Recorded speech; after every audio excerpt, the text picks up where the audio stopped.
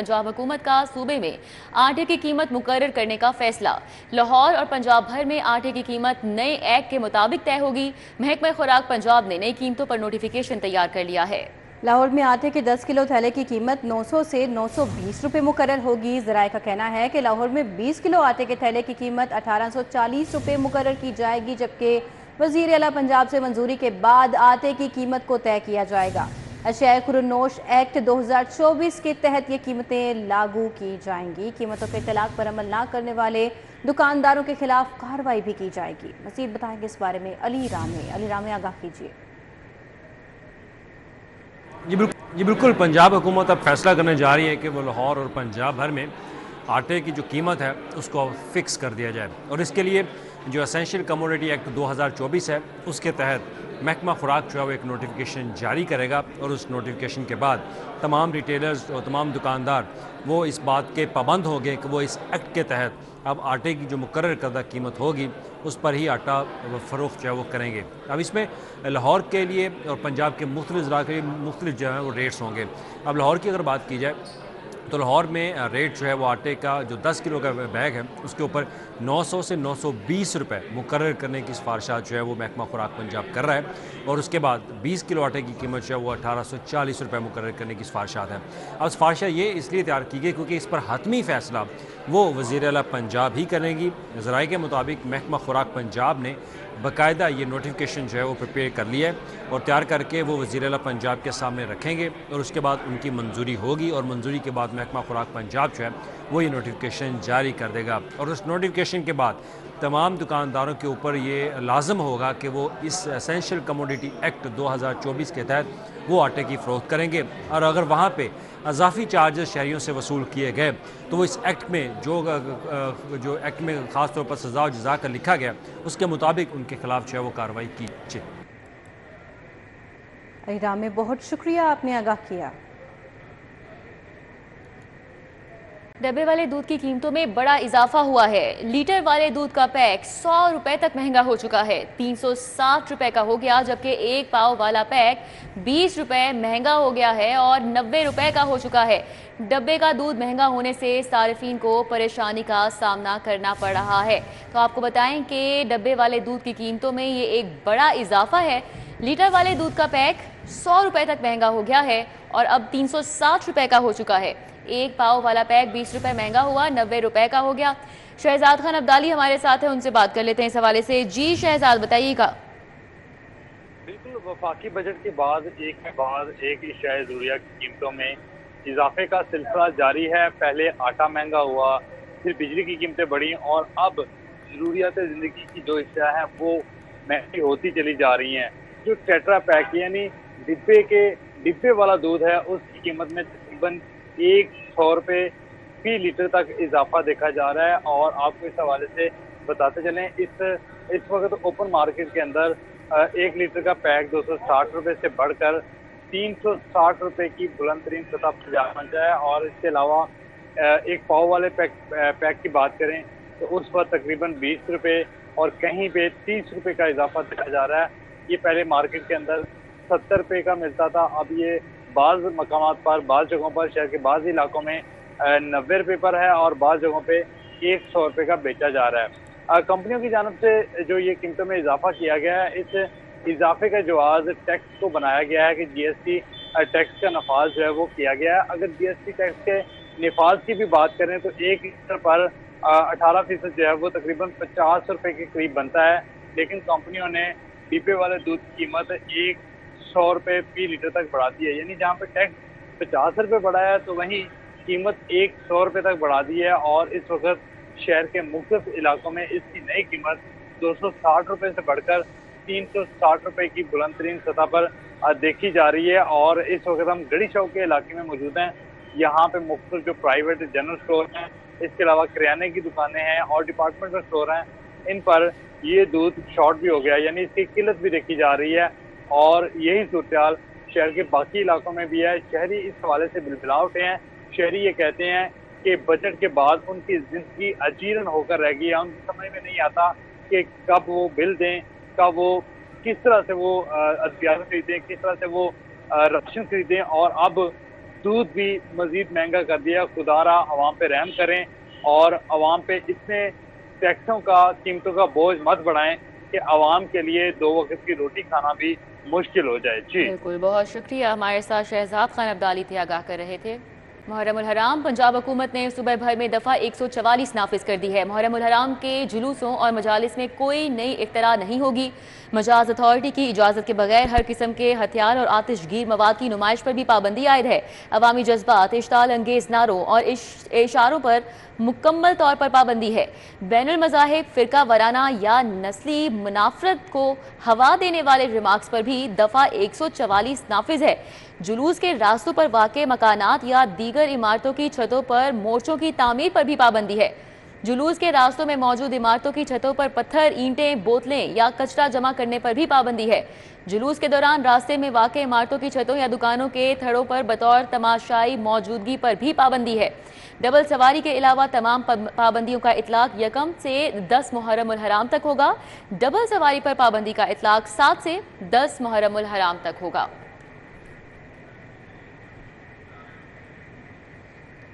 शहर में बारिश के बाद सड़कें तालाब का मंजर पेश करने लगी। मुख्तलिफ शाहराहों सड़कों पर ताहाल बारिश का पानी जमा। इचरा रहमानपुरा मेन रोड पर जमा बारिशी पानी से आमदोरफ्त मुतासर हो रही है। इंतजामिया की जानिब से निकासियाब के लिए ताहाल कोई इकदाम नहीं किए जा सके हैं, जबकि बारिश के पानी में शहरियों की गाड़ियां और मोटरसाइकिलें भी बंद होने लगी हैं। मजीद क्या सूरत हाल है इन इलाकों में, हमें फातिमा खान आगाह करेंगी। जी फातिमा।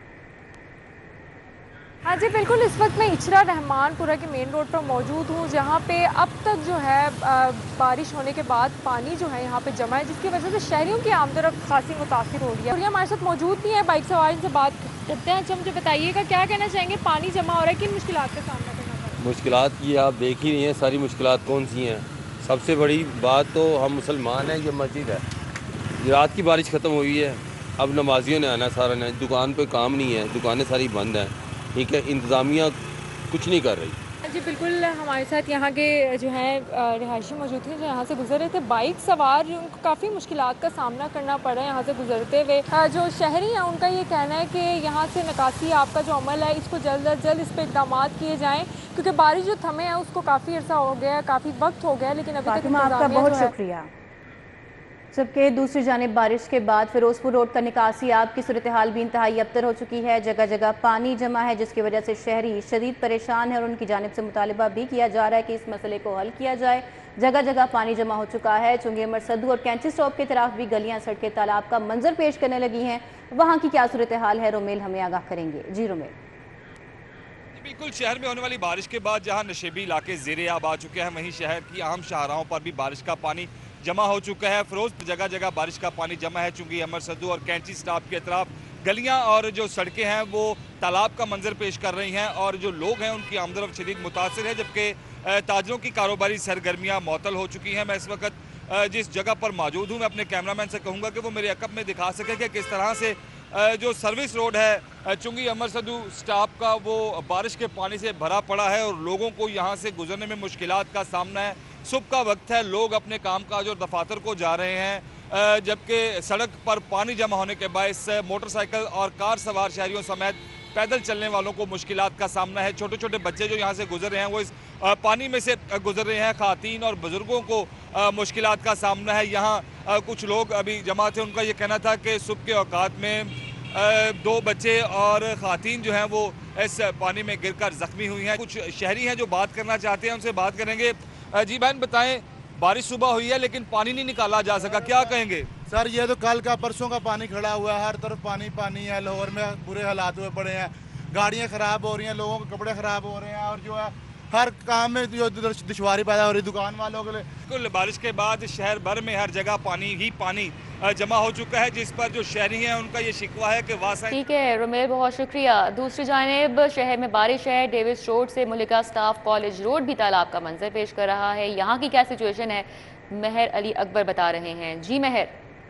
गुज़िश्ता चंद घंटे कबल बारिश के बाद लाहौर के पोश इलाके और आम शहराएं ज़ेरे आब आ गई हैं। मजीद आपको बताऊं कि इस वक्त मैं डेविस रोड से मुलिका स्टाफ कॉलेज रोड पे मौजूद हूं, जहां पर आप अपनी स्क्रीन पर देख सकते हैं कि बारिश के बाद ये रोड तालाब का मंजर पेश कर रहा है। रोड पर बारिश का पानी इकट्ठा होने के बायस ट्रैफिक की रवानी भी शदीद मुतासिर है। ख़ास तौर पे मोटरसाइकिल सवारों को शदीद मुश्किलात का सामना करना पड़ रहा है। इसके अलावा मज़ीद आपको बताऊं कि शहरियों का कहना है कि जब भी बारिश होती है अहम शाहराहों पर पानी इकट्ठा हो जाता है, जिसकी वजह से ट्रैफिक की रवानी मुतासिर होती है और राहगीरों को गुजरने में दुश्वारी का सामना करना पड़ता है। मज़ीद आपको बताता चलूँ कि शहरियों का कहना है कि हुकूमत पंजाब और मुतलका महकमा इस चीज़ के खिलाफ एक्शन ले और जब भी बारिश हो फौरी तौर पर पानी की निकासी का अमल शुरू किया जाए ताकि शहरियों को गुजरने में मुश्किलात का सामना ना करना पड़े। जी मेहर अली अकबर, आपका बहुत शुक्रिया। नवाज मोड़ मोहल्ला तैयब टाउन में भी बारिश का पानी अभी तक जमा है। इलाके की मुतअद्दिद गलियां ज़ेरे आब आ चुकी हैं। मजीद क्या सूरत हाल है, मकीनों का क्या कहना है,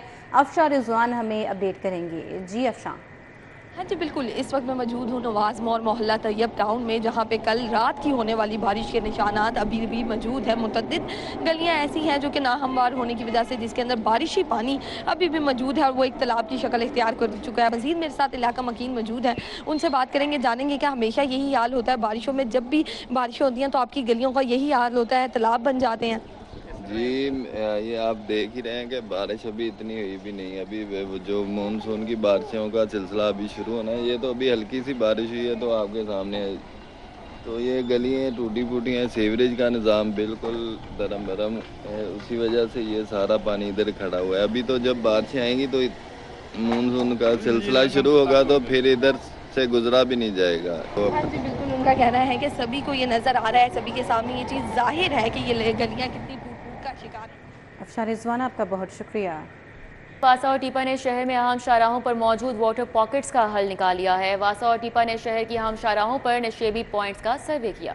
वासा और टीपा की मुश्तरका एक्सरसाइज से 154 पॉइंट्स की निशानदही की गई और रिपोर्ट में क्या बताया गया है हमें दुर नयाब आगाह करेंगे। दुर नयाब, अपडेट कीजिएगा। हुकूमत पंजाब और वासा ने मिल के एक लाहौर शहर की जो सड़कों पर एक बहुत इंपॉर्टेंट मसला है कि रोड साइड ड्रेन्स ना होने या कहीं पे डिप्रेशन होने से जगह जगह वाटर पॉकेट्स बन जाती हैं और पानी जो है वो खड़ा हो जाता है, जिससे वो 1 से 1.5 लाइन जो सड़क की है वो ऑक्यूपाई कर लेता है और वहाँ से लोगों का गुजरना दुश्वार हो जाता है। इस तरह बहुत सारे पॉइंट्स हैं। अगर आप देखें बारिशों में या आम दिनों में भी वहाँ से पानी या सिर्फ सकर मशीनों से निकाला जाता है या फिर वहाँ से पानी रिमूव करने के लिए LWMC मैनुअली तौर पर झाड़ू से पानी को लेफ़्ट राइट करता है ताकि उसका निकास हो सके। ये तकरीबन 154 पॉइंट्स हैं जिनको आइडेंटिफाई किया गया और वासा और टीपा की मुश्तरका एक्सरसाइज के बाद इस पे जो अब गली ग्रेटिंग लगाने का फैसला किया गया है ताकि पानी का निकास जो है वो रोड साइड ड्रेन या सड़क के नीचे ड्रेनेज सिस्टम में जा सके और पानी वहाँ पे खड़ा ना हो, ना ही मशीनरी लगा के एक्स्ट्रा एफर्ट करके पानी निकालना पड़े। इस एक्सरसाइज को कंप्लीट किया गया और वासा और टीपा अब तकरीबन 10 करोड़ की लागत से इसको काम इस पर करेंगे और निकास ना होने से कई दिन खड़ा होता था या सिर्फ उसको मशीनों से उठाया जाता था। अब इसके सलूशन होगा और गली ग्रेटिंग लगने से वो डिप्रेशन वाले एरिया में सारा पानी एक प्याले की सूरत में जमा होकर नीचे ज़मीन के चला जाएगा या ड्रेन सिस्टम में चला जाएगा। इस पे काम शुरू कर दिया गया जो आइंदा 1 से 2 माह के अंदर कंप्लीट। बहुत शुक्रिया दुर्नायाब। शहर में कहाँ कौन सा क्राइम किस औकात में हो रहा है, कौन मुलविस है, पेशन गोई के लिए हिकमत अमली है। सेफ सिटीज़ लाहौर पुलिस को क्राइम की हॉटस्पॉट्स औकात कार बारे एडवांस आगाही देगी। लाहौर पुलिस क्राइम पॉकेट्स और इसके अलावा औकात कार और क्राइम्स का तज्जिया करके बताएगी। मखसूस औकात में वारदातों बारह इलाकों की निशानदही करेगी। अली साही हमारे साथ हैं, डिटेल्स उनसे जान लेते हैं। जी अली साही, आगाह कीजिएगा। बिल्कुल, शहर में क्राइम कंट्रोल करने के लिए हॉटस्पॉट्स के हवाले से किन औकात कार में ज़्यादा क्राइम हो रहा है और कौन से लोग जो हैं उन इलाकों में मखसूस वारदातें जो हैं वो कर रहे हैं, इसी हवाले से सेफ सिटीज़ अथॉरिटी इंतहाई मुतहरक नज़र आ रही है और लाहौर पुलिस को सपोर्ट करने के लिए प्रिडिक्टिव पुलिसिंग के हवाले से तमाम जो हिकमत अमली वो तय कर ली गई है, जिसमें सेफ सिटीज़ अथॉरिटी की जानब से तमाम शहर में जिन इलाकों में ज़्यादा एक तरह की वारदातें होंगी, किन औकात कार में होंगी, कौन से मुलजमान इसमें मुलवस हैं, इस हवाले से तमाम आगाही जो है वो एडवांस में देगी ताकि पुलिस वहाँ पे बेहतर तरीके से डिप्लॉयमेंट कर सके। वहाँ पे किन किन सोर्सेज को इस्तेमाल करके इन क्राइम को रोका जा सकता है। सेफ सिटीज़ अथॉरिटी की जानब से प्रिडिक्टिव पुलिसिंग का मकसद सिर्फ ये है कि लाहौर पुलिस क्राइम पर बेहतर तरीके से कंट्रोल कर सके।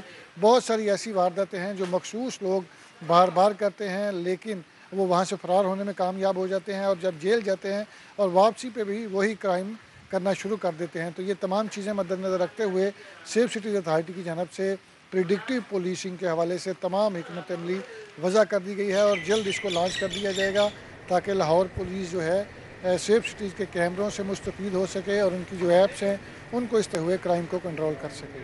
अली साई, आपका बहुत शुक्रिया, आपने आगाह किया।